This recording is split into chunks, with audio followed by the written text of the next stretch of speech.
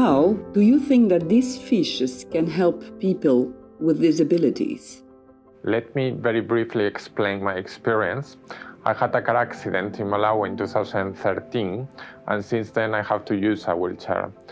At that time, there was no information available about accessibility in delegations, and therefore I started applying to positions just to find out during the interviews that delegations were not accessible.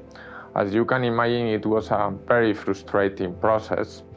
Therefore, the information that these fishes include can be very useful for people with disabilities to filter which delegations they can apply. So I am really grateful for the time invested in producing these fishes.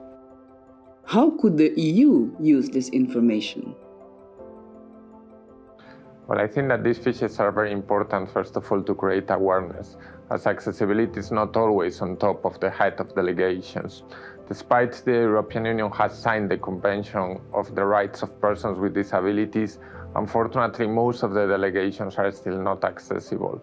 This is not a problem that can be overcome overnight, as in some cases, delegations should make major works or even change premises.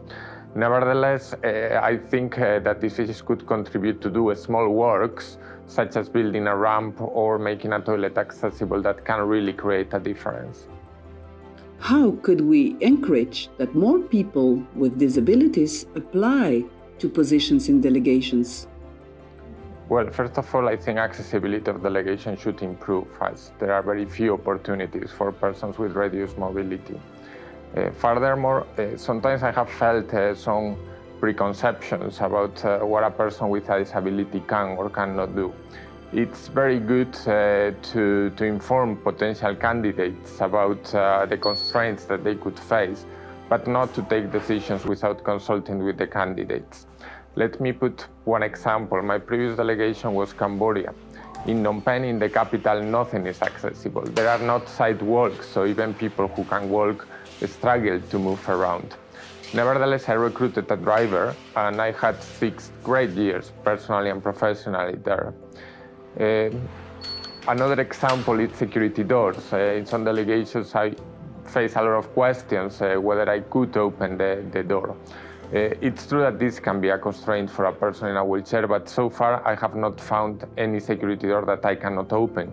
I am duty officer and I open the delegation as the rest of my colleagues. Why do you think it's important to foster that people with disabilities work in delegations?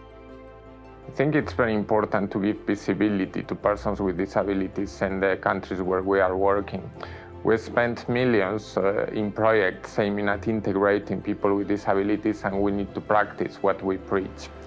I work in public finance management, so there is no relation at all with integration of people with disabilities. Nevertheless, I feel that my presence in countries sometimes can help to give visibility and to make people aware about people with disabilities. In my previous delegation in Cambodia, when I arrived, my counterparts in the Ministry of Finance were shocked to see a person in a wheelchair. Nevertheless, after some time, I was part of the team. Actually, they even built a ramp to make easier the access to the Ministry of Finance.